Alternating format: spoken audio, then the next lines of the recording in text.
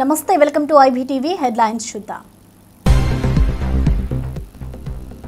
ప్రపంచ జనాభా దినోత్సవంలో చంద్రబాబు కీలక వ్యాఖ్యలు. జనాభా భారం కాదు, జనమే ఆస్తి అని వెల్లడి. ఎక్కువ మంది పిల్లలు ఉంటే కొన్ని దేశాల్లో అద్దె ఇస్తున్నారని వ్యాఖ్య. ప్రత్యక్ష నగదు బహుమతి ఇస్తున్నారని తెలిపిన సీఎం.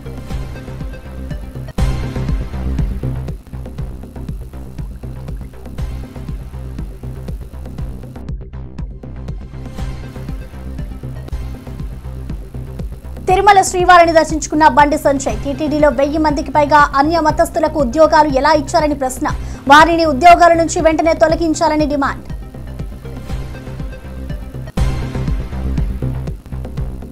హైదరాబాద్ లో రాజ్య భాషా విభాగ స్వర్ణోత్సవ వేడుకలు. హాజరైన AP deputy CM Pawan Kalyan. Hindi దేశ భాష అని వెల్లడి. హిందీ నేర్చుకుంటే మరింత బలపడతామని స్పష్టీకరణ.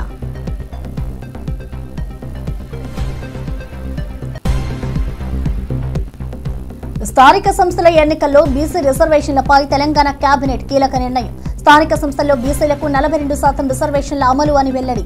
రిజర్వేషన్లు అమలు చేశాకే స్థానిక ఎన్నికలని ప్రభుత్వం స్పష్టీకరణ.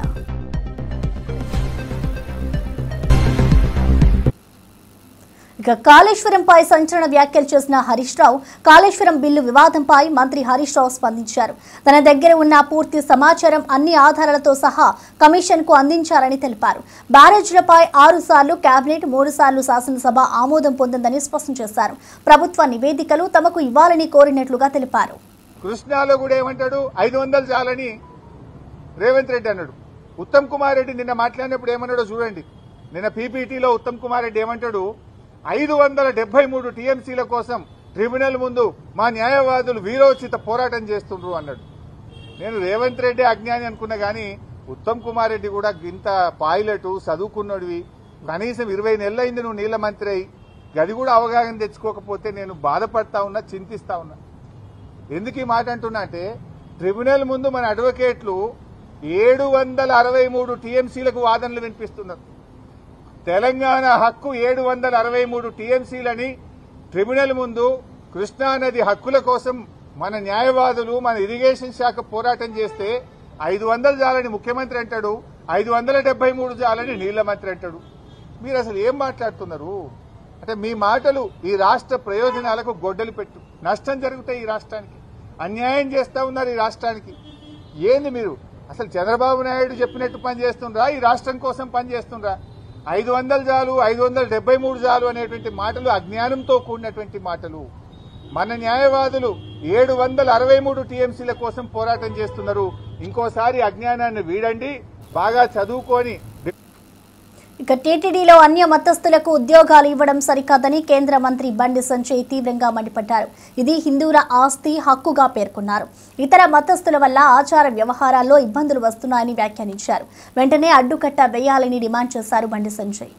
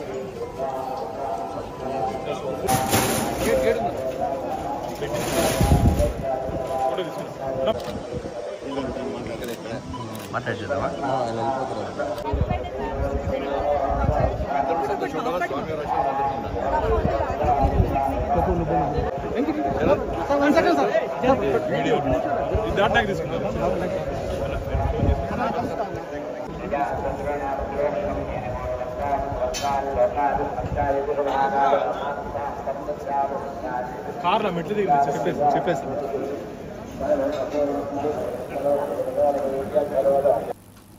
ఉపాధి హామీ బిల్లుల చెల్లింపులో కేంద్రం గ్రీన్ సిగ్నల్ ఇచ్చింది. గత వైసీపీ సర్కార్ సమయంలో నిలిపిన 3.5 లక్షల పనులకు బిల్లులు ఇవ్వాలని అంగీకరించింది. ఎన్డీఏ కూటమి ఏడాది పాటు కేంద్రాన్ని ఒప్పించినట్టు తెలుస్తోంది. 180 కోట్ల బిల్లులకు చెల్లింపు శాశ్వతమైంది.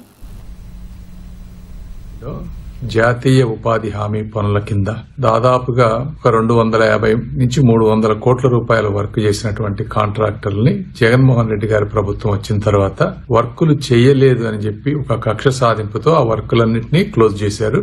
అప్పటి నుంచి సాఫ్ట్వేర్ కూడా అంతా మారిపోయింది. గత 6 సంవత్సరాలుగా వారికి పెండింగ్ బిల్లులు రాలేదు. కూటమి ప్రభుత్వం వచ్చిన తర్వాత మళ్లీ ఆ పాత సాఫ్ట్వేర్ అంతా తీసుకొచ్చి సెంట్రల్ గవర్నమెంట్ లో ఉన్నటువంటి రూరల్ డెవలప్మెంట్ అధికారులు, స్టేట్ గవర్నమెంట్ అధికారులు కోఆర్డినేట్ చేసుకుని ఆ వర్క్స్ అన్ని ఈ రోజు రీఓపెన్ చేశాం. ఈ వర్కులకు సంబంధించి 180 కోట్ల రూపాయలు పెండింగ్ సెంట్రల్ గవర్నమెంట్ నుంచి స్టేట్ గవర్నమెంట్ కు వస్తుంది. స్టేట్ గవర్నమెంట్ కొంత మ్యాచ్ చేసి ఈ పెండింగ్ బిల్లులన్నీ కూడా విత్ ఇన్ 30 days లో కాంట్రాక్టర్లందరికీ వెళ్లే విధంగా ఈ రోజున నిర్ణయం తీసుకున్నారు. ఇది చాలా కష్టమైనది. 6 సంవత్సరాల క్రితం జరిగిన వాటన్నిటికీ ఓపెన్ చేయడం అనేది చాలా కష్టతరమైన పని అయినా కూడా సెంట్రల్ గవర్నమెంట్ లో ఉన్నటువంటి అధికారులందరూ కూడా ఈ రోజు ఉన్నటువంటి ఒక గొప్ప స్టేట్ కి సెంటర్ కు ఉండేటువంటి ఒక రిలేషన్ వల్ల వాళ్ళందరూ ఓపికతోటి అన్ని విని దాదాపు 4,30,000 వర్కులు పెడితే అందులో ఒక 60,000-70,000 వర్కులు కొంచెం ప్రాబ్లమ్స్ ఉన్నాయని చెప్పి అవి తీసేసి 3,50,000 వర్కులు ఎవరైతే వర్కులు ఇష్టం వచ్చిన వైఎస్ జగన్ ప్రజాపక్ష నేత అని ఎల్లప్పుడూ బాధ్యత ఉన్న నాయకుడు అని వైఎస్ఆర్ గుర్తు చేస్తూ వైఎస్ఆర్ కుటుంబంపై ఎల్లో మీడియా అవాస్తవాలు ప్రచారం చేస్తుందని కాశు మహేష్ రెడ్డి ధ్వజమెత్తారు. జగన్ గెలిచినా ఓడినా బాధ్యత తీసుకుంటారని, చంద్రబాబు మాత్రం తప్పుడు మాటలు చెబుతున్నారని విమర్శలు వెల్లువెత్తుతున్నాయి. ఇష్టం వచ్చిన హెడ్డింగులు, పోలీసులపై రెచ్చిపోయిన జగన్ ఒక హెడ్డింగు. ఆయన పోలీసులతో మాట్లాడుతుంటే ఫోటోకి హెడ్డింగ్కి అసలు సంబంధం ఉండదు. రప్ప రప్ప అంటూ రెచ్చిపోయిన జగన్ ప్రశాంతంగా మాట్లాడుతున్నాడు అక్కడ పోలీసులతో. వీళ్ళు మటుకు వీళ్ళేదో విన్నట్టు పక్క నుండి విలేకరులు వీళ్ళకే వినపడేటట్టు. మరి అక్కడ ఇన్ని కెమెరాలు ఉన్నాయి, ఇన్ని మైకులు ఉన్నాయి, వాళ్ళెవ్వరికీ వినపడింది, వీళ్ళొక్కళ్ళకి వినపడిందంట. పోలీసుల్ని నరికేయండ్రా అంటూ ఎస్పీతోనే మాట్లాడుతున్నాడు. జగన్మోహన్ రెడ్డి గారి ఫోటో చూడండి, హెడ్డింగ్ చూడండి. మాట్లాడుతుందేమో అక్కడ ఉన్న ఒక ఆఫీసర్తో, దాని మీద హెడ్డింగ్ ఏమో పోలీసులు నరికేయండ్రా. అంటే పోలీసులకే చెప్తాడా? ఏమయ్యా అబద్ధం ఆడితే అతికినట్టన్నా ఉండాలి బాబు. కనీసం చంద్రబాబు నాయుడు గారి దగ్గర మీరు పనిచేస్తూ వాళ్ళ కొరకు మీరు ఇన్ని పత్రికలు రాస్తూ అదన్నా ట్రైనింగ్ తీసుకోవాలి కదా. ఎన్టీ రామారావు గారిని దించేసి వెన్నుపోటు పొడిచేసి ఎన్టీ రామారావు గారి తప్పు చేసినట్టు చూపెట్టాడు. అది కూడా మీరు నేర్చుకోకపోతే అట్లా ఆ స్కూల్లో చదువుకుంటూ ఇష్టం వచ్చినట్టు పోలీసులే నరికేస్తారా? ఎవరన్నారు? ఏం గతంలో మాజీ ముఖ్యమంత్రులు, ప్రతిపక్ష నాయకులు పోలేదా? ప్రదర్శనలు చేయలేదా? ప్రభుత్వాలను నిలదీయలేదా? ఎప్పుడన్నా ఇలా రాశారా పత్రికలు? లేరు. ఇన్ని ఆంక్షలు పెట్టారా? సత్తెనపల్లి వస్తేమో 100 కార్లతో పోవాలంట. చిత్తూరు జిల్లాలో మామిడి రైతులు కొరకపోతే 500 మందే పోవాలంట. ఒక మాట బానే అన్నాడు అచ్చెన్నాయుడు గారు, వస్తున్న వ్యక్తి మామూలు వ్యక్తి కాదని. ఎస్, మేము అదే చెప్తున్నాం. ఇప్పటికన్నా గ్రహించండి, జగన్మోహన్ రెడ్డి గారి బలగం ప్రతిపక్షమా పాలకపక్షమా కాదు, ప్రజల పక్షాన నిలబడిన వాడు నాయకుడు. ప్రజల గుండెల్లో చిరస్థాయిగా నిలబడిపోతాడు. అదే రాజశేఖర రెడ్డి గారు, ఈరోజు జగన్మోహన్ రెడ్డి గారు. చంద్రబాబు నాయుడు గారికి పరిపాటి అయిపోయింది. గెలిస్తే తన గొప్ప, ఓడిపోతే ఎమ్మెల్యేలు, మంత్రులు. అందుకేగా ఇప్పుడు ప్రిపేర్ చేస్తున్నారు గ్రౌండ్. మంత్రులపై అసహనం, ఎమ్మెల్యేల మీద అసహనం, వ్యతిరేకత తెలిసిపోయింది. సంవత్సరంలో ఎంత వ్యతిరేకత వచ్చిందో వాళ్ళ సర్వేలు కూడా చెప్తున్నాయి. కాబట్టి గ్రౌండ్ ప్రిపేర్ చేసుకుంటున్నారు ఎవరిని బలిపశువు చేయాలని. గడిచిన 30-40 సంవత్సరాలు ఎలక్షన్స్ చూస్తున్నా, రాజకీయాలు చూస్తున్నా, ఇద్దరు నాయకులు అధికారంలో ఉన్నప్పుడు గెలిచినా ఓడినా నాదే బాధ్యత అన్నారు. ఇద్దరు నాయకులు, డాక్టర్ వైఎస్ రాజశేఖర రెడ్డి గారు, జగన్మోహన్ రెడ్డి గారు. అది బాధ్యత. అంటే గెలవచ్చు, ఓడచ్చు, అనేక కారణాలు ఉంటాయి, కానీ బాధ్యత తీసుకోవాలి కదా. ఇప్పటికన్నా చెప్తున్నాం, ఇప్పుడేం ఎన్నికలు లేవు, ఇంకా 4 సంవత్సరాలు ఉంది. జగన్మోహన్ రెడ్డి గారు వచ్చేమి ఓటు అడగట్లయిందాక నేను చెప్పినట్టు కేవలం మీరు ఇస్తానన్న హామీలు నిలబెట్టుకోండి, మాట మీద నిలబడండి. తక్షణమే ఆడవాళ్ళకి ఇస్తానన్న నెలకి 1,500 లేదు సంవత్సరానికి 18,000 విడుదల చేయండి. డ్వాక్రా మహిళలు అల్లాడిపోతున్నారు అప్పులు కట్టుకోలేక. నిరుద్యోగులకి 3,000 ఇవ్వండి. కనీసం వాళ్ళు పెళ్లిళ్ళు చేసుకొని ఉద్యోగాలు లేక పిల్లల్ని పోషించుకోలేకపోతున్నారు, మీరు సహాయపడిన వాళ్ళు అవుతారు. మీరు ఇస్తానన్న పేరు మార్చి లోకేష్ గారు కనుక్కున్న కొత్త పేరు, మరి తల్లికి వందనం పేరు కనుక్కున్నారు, ఒప్పుకుంటాం. పేరు మార్చినా పర్లా, ఇస్తానన్న ఆ 80 లక్షల మంది పిల్లలకి ఏంటి, మరొక 15 లక్షల మంది మిగిలిపోయి ఉన్నారు. రైతు భరోసా, అన్నదాత సుఖీభవ, ఎవడన్నా సుఖంగా ఉన్నాడా? ఆ డబ్బులు ఇచ్చారా ఇప్పటి వరకు? జూన్ బీసీలకు 42% రిజర్వేషన్లు కల్పిస్తూ మంత్రివర్గం తీసుకున్న నిర్ణయాన్ని ప్రభుత్వ విప్ ఆది శ్రీనివాస్ స్వాగతించారు. రేవంత్ రెడ్డి చేసిన కామారెడ్డి డిక్లరేషన్ కు కృతజ్ఞతలు చెప్పారు. కేంద్రం స్పందించకపోవడంతో ఆర్డినెన్స్ తీసుకురావాల్సి వచ్చిందన్నారు. ముఖ్యమంత్రి శ్రీ రేవంత్ రెడ్డి గారు ప్రత్యేక చొరవతోటి 2018 పంచాయతీరాజ్ చట్టాన్ని సవరిస్తూ ఒక ఆర్డినెన్స్ తీసుకురావడం ఇది అభినందనీయమైన మాట సందర్భంగా చెబుతూ, కామారెడ్డి డిక్లరేషన్ అప్పుడు బీసీలకు 42% రిజర్వేషన్ ఇస్తామని చెప్పి మహేష్ కుమార్ గౌడ్ గారి నోట ఆనాడు వర్కింగ్ ప్రెసిడెంట్ హోదాలో పీసీ పెండ్ ఉన్నప్పుడు వారి చొరవ కూడా ఈ సందర్భంలో గుర్తు చేస్తూ 2018 పంచాయతీరాజ్ చట్టాన్ని సవరిస్తూ ఆర్డినెన్స్ తీసుకురావడం, రాబో రోజుల్లో జరగబోయే ఎన్నికల్లో ఈ చట్టం వల్ల 42% బీసీలకు ప్రయోజనాలు ఉనగూరేటువంటి సందర్భాన్ని గుర్తు చేస్తూ, రాష్ట్ర అసెంబ్లీలో బీసీలకు 42% బిల్లును బీసీ సంక్షేమ శాఖ మంత్రి పొన్నం ప్రభాకర్ గారు ప్రవేశపెట్టినప్పుడు ఆ 42% బిల్లును బలపరిచేటువంటి అవకాశం, మాట్లాడే అవకాశం ఒక బీసీ బిడ్డగా నాకు రావడం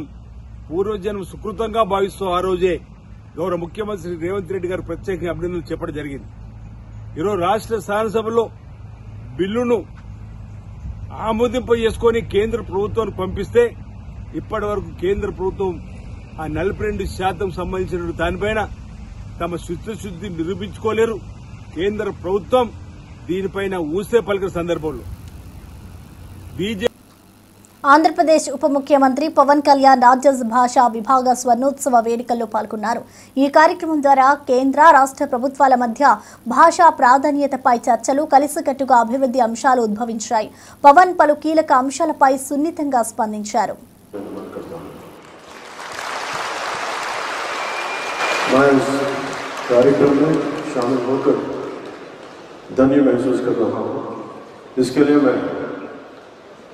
प्रधानमंत्री श्री नरेंद्र मोदी जी का विशेष आभारी हूँ। उनकी हिंदी सेवा और सभी मातृभाषाओं के प्रति सम्मान भाव के लिए मैं हृदय से कृतज्ञ हूँ। मैं माननीय गृहमंत्री श्री अमित शाह जी का हार्दिक आभारी हूँ। मैं इस कार्यक्रम के मुख्य अतिथि माननीय केंद्रीय कोयला एवं खान मंत्री श्री किशन रेड्डी जी तथा राज्यसभा के उप सभापति महोदय श्री हरिवंश जी का हार्दिक स्वागत करता हूँ। मंच पर आसीन सभी गणमान्य अतिथियों, हिंदी शिक्षाविद प्रोफेसर माणिक्यांबा जी, प्रोफेसर अनंत कृष्णन जी, अंशली आर्या जी एवं सभागार में उपस्थित सभी लोगों का हार्दिक स्वागत करता हूँ। मैं आप सभी को राजभाषा विभाग स्वर्ण जयंती समारोह की हृदय से बधाई व शुभकामनाएं देता हूं। साथ ही मैं पूरे देशवासियों को इस हिंदी दिवस की हार्दिक शुभकामनाएं देता हूं। हमारा भारत विविधताओं का देश है। अलग अलग संस्कृति और भाषाओं से बना है, लेकिन फिर भी हम एक है। और इसका सबसे बड़ा कारण है भाषा से जुड़ी हमारी एकता।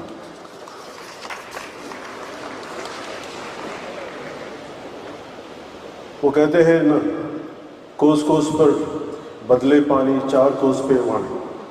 ऐसा ही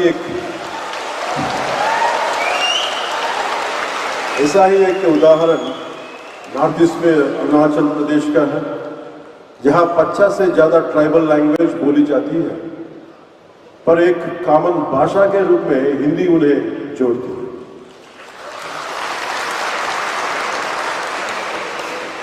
हिंदी से जुड़ा एक दिलचस्प किस्सा याद आता है। बात ब्रिटिश शासन की है। उस समय यूरोप से कुछ मिशनरी भारत आए, उन्होंने आंध्र प्रदेश के एक विद्वान गिड़गु राममूर्ति पंतलू से एक आदिवासी भाषा से नाम था सबर भाषा। फिर उसी भाषा में धार्मिक किताबों में अनुवाद किया। सोचे जब विदेशी लोग हमारी भाषाएं सीख सकते हैं, हम जर्मनी जाते हैं कमाने के लिए तो जर्मनी सीखते हैं, जापान जाते हैं तो जापानी। బీసీలకు 42% రిజర్వేషన్లు అమలు అయిన తర్వాతే స్థానిక ఎన్నికలకు వెళ్తామని మంత్రి పొంగులేటి ప్రకటించారు. 2018 చట్ట సవరణ, కులగణన పూర్తి వంటి అంశాలపై సమీక్ష చేశామని వెల్లడించారు. దేశానికి ఆదర్శంగా తెలంగాణ నిలిచిందన్నారు. విధి విధానాలన్నీ ఈ మధ్యనే రాష్ట్ర ఆనరబుల్ హైకోర్టు కూడా డైరెక్షన్ ఇచ్చింది. 3 నెలల్లో ఎన్నికలు, స్థానిక సంస్థల ఎన్నికల కంప్లీట్ చేయాలని వడివడిగా మాటలతో కాకుండా చిత్తశుద్ధితో లీగల్గా అడ్వకేట్ జనరల్ గారు లాంటి అనుభవజ్ఞుల సూచనలు సలహాలు తీసుకొని ఈ ప్రభుత్వం ఏదైతే డెడికేషన్ కమిషన్ వేశారో వారి ద్వారా రిజర్వేషన్లు ఇతరత్ర ప్రాసెస్ చేస్తూ ఇందిరమ్మ ప్రభుత్వము ఇచ్చిన మాట ప్రకారం 42% బీసీ సోదరులకి రిజర్వేషన్ ఇస్తూ స్థానిక సంస్థల ఎన్నికలకు పోవాలని నిర్ణయించినందుకు దాని మీద మా బీసీ మంత్రులు మళ్ళీ ఎమ్మెల్యే కేటీఆర్ కు ప్రతిపక్ష హోదా లేదని, ఛాలెంజ్ చేయాలంటే కేసీఆర్ చేయాలని ఎంపీ చామల కిరణ్ కుమార్ రెడ్డి విమర్శించారు. రేవంత్ స్థాయిలో కేటీఆర్ కాదని స్పష్టం చేశారు. దమ్ముంటే అధికారిక ప్రతిపక్ష హోదా తెచ్చుకోవాలని అన్నారు. ఈ మాయదారి మాటలు చెప్తున్నటువంటి కేసీఆర్ కుటుంబం మాయల పడకుండా అసలు మన దక్షిణ తెలంగాణలో మనం కృష్ణా జలాల మీద 299 కాదు, మనకు రావాల్సినటువంటి భాగం కోసం 1 ఫైట్ చేయాలి, 2 మరి తీసుకున్న నీళ్లను ఎక్కడ దాచిపెట్టాలి, ఎన్ని ట్యాంకులు కట్టుకోవాలి, ఎన్ని రిజర్వాయర్లు కట్టుకోవాలనే దాని మీద చర్చ జరగాల్సిందే. అయ్యాల 2 లక్షల కోట్లు ఖర్చు పెట్టినటువంటి కేసీఆర్ కేవలం ఉత్తర తెలంగాణలో కాళేశ్వరం మీద పెట్టింది తప్ప సగం పనులు కంప్లీట్ అయిపోయినటువంటి ఎస్ఎల్బిసి టన్నల్ కానీ, సగం పనులు కంప్లీట్ అయిన జూరాల ఈ కింద ఉన్నటువంటి పాలమూరు రంగారెడ్డి ప్రాజెక్టుల మీద కనుక ఒక 5-6 వేల కోట్లు ఖర్చు పెట్టినా కానీ లక్షల ఎకరాల నీళ్లు ఈ రోజు లక్షల ఎకరాలకు నీళ్లు వచ్చేది. మనకు కృష్ణా జలాలను కాపాడుకునే ప్రయత్నం చేద్దాం. కానీ రాజకీయాలే చేయాలని మళ్ళీ మొదలు తెరలేపిరు. తెలంగాణ ప్రజలు అప్రమత్తంగా ఉండాలి. కేటీఆర్ కి నేను ఒక్కటే చెప్తున్నా, కేటీఆర్ నీవు ఆఫ్టర్ ఆల్ ఎమ్మెల్యేవు, ముఖ్యమంత్రిని ఛాలెంజ్ చేయాలంటే కేవలము మీ నాయన అపోజిషన్ లీడర్ గుండి ఛాలెంజ్ చేయాలి. మీ నాయనకు ఆరోగ్యం బాగాలేకపోతే ముఖ్యమంత్రి చిన్నోడు కాబట్టి వయసులో మీ నాయనకు మర్యాద ఇస్తూ సీనియర్ గా 10 ఏళ్ళ ముఖ్యమంత్రి ఉండు కాబట్టి ఫామ్ హౌస్ కే వచ్చి చర్చ చేద్దామంటుడు. మీరు ఊకేనే నువ్వేదో ముఖ్యమంత్రి అయితా అని పగటి కలలు కానీ ఊకే వచ్చి ప్రెస్ మీట్లు పెట్టి ముఖ్యమంత్రిని ఛాలెంజ్ చేస్తే ముఖ్యమంత్రి అయితా అన్న పిచ్చి ఆలోచనలకు వెళ్ళి బయటకు వచ్చి నువ్వు ఫస్ట్ మీ నాయన ఒకవేళ రాలేను, నేను చర్చలు కూడా పాల్గొనలేను, నాకు ఓపిక లేదని చెప్తే నువ్వు పోయి మీ నాయన. ఆంధ్రప్రదేశ్ సచివాలయం సమీపంలో జరిగిన ప్రపంచ జనాభా దినోత్సవ వేడుకలకు ముఖ్య అతిథిగా సీఎం చంద్రబాబు హాజరయ్యారు. జనాభా సవాళ్లపై, ప్రభుత్వ చర్యలు, విద్య, ఆరోగ్యంపై ఆయన కీలక సూచనలు చేశారు.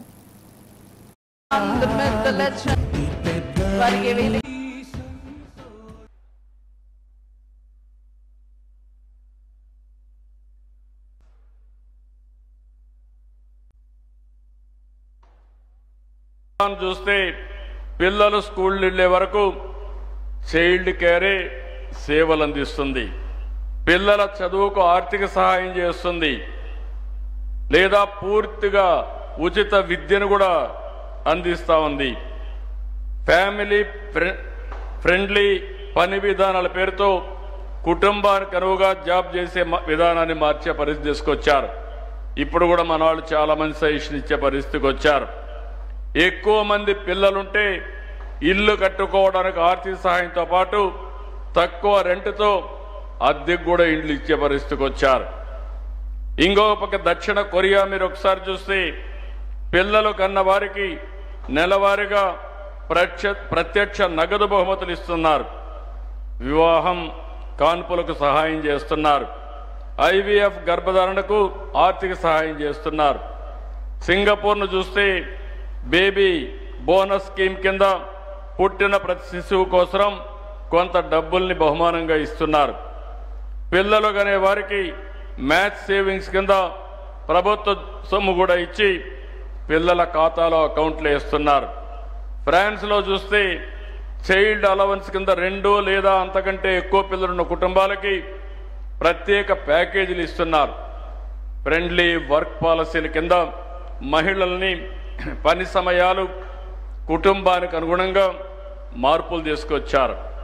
రష్యా రెండవ బిడ్డను కంటే పెద్ద మొత్తంతో నగదు అందజేసే పరిస్థితికి వచ్చారు.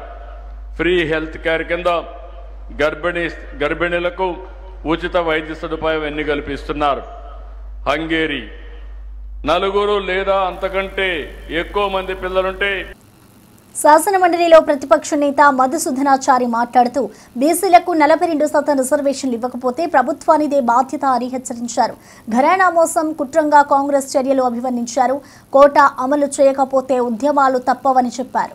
రిజర్వేషన్లు అమలు చేస్తామనేటువంటి హామీ ఈ 2 సంవత్సరాల కాలం దాదాపు కాంగ్రెస్ అధికారంలోకి వచ్చి 20 మాసాలు గడుస్తూ ఉన్నది.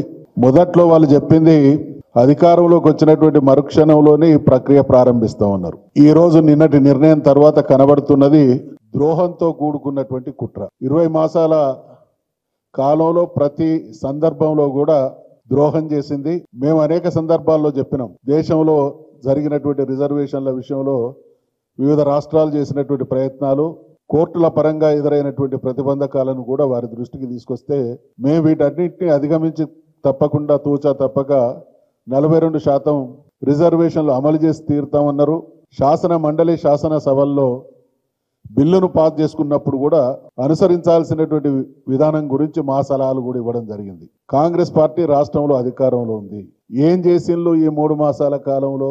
కాంగ్రెస్ పార్టీ పరమైనటువంటి ఎంపీల సమావేశాలు ఏర్పాటు చేసి ఢిల్లీ పైన, కేంద్రం పైన ఒత్తిడి తీసుకొచ్చేటువంటి ప్రయత్నం ఏమైనా చేసిందా అంటే తూతూ మంత్రంగా ఇవాళ జరిగింది, నిన్న జరుగుతున్నది అంతా కూడా బీసీలకు ద్రోహం చేసేటువంటి దుర్మార్గపు వైఖరే కాంగ్రెస్ పార్టీ వైఖరిగా కనబడుతున్నటువంటి సందర్భంగా బీఆర్ఎస్ పార్టీగా మేము ముక్త కంఠంతో డిమాండ్ చేస్తున్నాం. మీరిచ్చినటువంటి హామీని అమలు చేయమంటున్నాము. మేమేం కొత్త కోరికలు కోరట్లేదు. మీరు తెలిసి కావాలని. కాంగ్రెస్ పార్టీ అంటే దేశాన్ని సుదీర్ఘకాలం పాలించినటువంటి పార్టీ. న్యాయపరమైనటువంటి చిక్కులు ఎదురైనప్పుడు ఏ రకంగా అధిగమించాలి అనేటువంటి విషయంలో సుదీర్ఘమైనటువంటి అనుభవం ఉండి మళ్ళీ మీనమేషాలు లెక్క పెడుతూ బీసీలకు ద్రోహం చేసేటువంటి చర్యలు కనబడతా ఉన్నాయి. కాబట్టి దీన్ని తీవ్రంగా ఖండిస్తూ ఉన్నాం. ముమ్మాటికి 42% రిజర్వేషన్లు అమలు చేసి తీరాల్సిందే. లేని పక్షంలో బీసీ సమాజం ఆవేశాలకు ఈ ప్రభుత్వం గురి కావాల్సి వస్తుంది. అటువంటి పరిణామాలకు తప్పకుండా ప్రభుత్వమే బాధ్యత వహించాల్సి వస్తుంది అనేటువంటి హెచ్చరిక కూడా చేస్తా ఉన్నాం. ఈ ప్రభుత్వం అధికారంలోకి వచ్చిన తర్వాత ప్రతి సందర్భంలో ఎన్నికల్లో వారిచ్చినటువంటి హామీ బీసీల ఓట్లు కొల్లగొట్టడం కోసం ఆ రోజు ఇచ్చినటువంటి హామీ మేము అధికారంలోకి వస్తే కాంగ్రెస్ ప్రభుత్వం బీసీలను మోసం చేస్తుందని విమర్శలు వెల్లువెత్తుతున్నాయి. కేంద్రం వద్ద బీసీ బిల్లుపై ఎలాంటి చర్చలు జరగలేదని ఆరోపిస్తున్నారు. 9వ షెడ్యూల్లో పెట్టకుండా రిజర్వేషన్ల అమలు ఎలా సాధ్యమని ప్రశ్నలు తలెత్తాయి. చట్టబద్ధత లేనిదే అమలు జరగదని తేల్చేశారు. ఆ తర్వాత అసెంబ్లీలో పెట్టలేదని మేమందరం కూడా అన్ని సంఘాలు మేమందరం కొట్లాడితే అసెంబ్లీ పెట్టినప్పుడు మా పార్టీ తరఫున పూర్తి మద్దతు. మీరు ఏ పోరాటం అయినా చేయండి, ఇక్కడ చేయండి, ఢిల్లీ కూడా వస్తాం, మీతో పాటు అఖిలపక్షాన్ని తీసుకెళ్ళండి, ప్రధానమంత్రిని కలుద్దాం, తమిళనాడు తరహా మనం సాధించుకుందామని చెప్పిన తర్వాత ఒక్కరోజు కూడా మరి ప్రధానమంత్రిని కలవలేదు, రాష్ట్రపతిని కలవలేదు. హడావుడి చేసింది తప్ప ప్రయత్నం చేసినట్టు తెలంగాణలో ఒక చిన్న పిల్లని చెప్తారు. ఢిల్లీలో పోయి 42% గురించి ఏమైనా అడిగిన చేసిందంటే అడగంది ఎవరు? అమ్మ కూడా అన్నం పెట్టదు.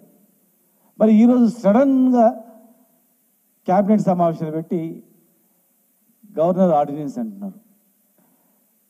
ఇదే గవర్నర్ గారు రాష్ట్రపతికి పంపిండు, అక్కడ పెండింగ్లో ఉంది. మళ్ళీ మీరు ఇప్పుడు ఆర్డినెన్స్ అని చెప్తున్నారు. ఆర్డినెన్స్ జియో ఇచ్చి ఆర్డినెన్స్ ద్వారా తెస్తామంటున్నారు. గతంలో 2018లో 396 జియో ద్వారా 34% పెంచి ఇదే మేము గవర్నర్ ద్వారా మేము రిజర్వేషన్ ఇచ్చి పెంచి ఇద్దామనే ప్రయత్నం చేస్తే స్వప్నారెడ్డి అనే ఒక పిటిషనర్ హైకోర్టులో వేసి కొట్టేసారు.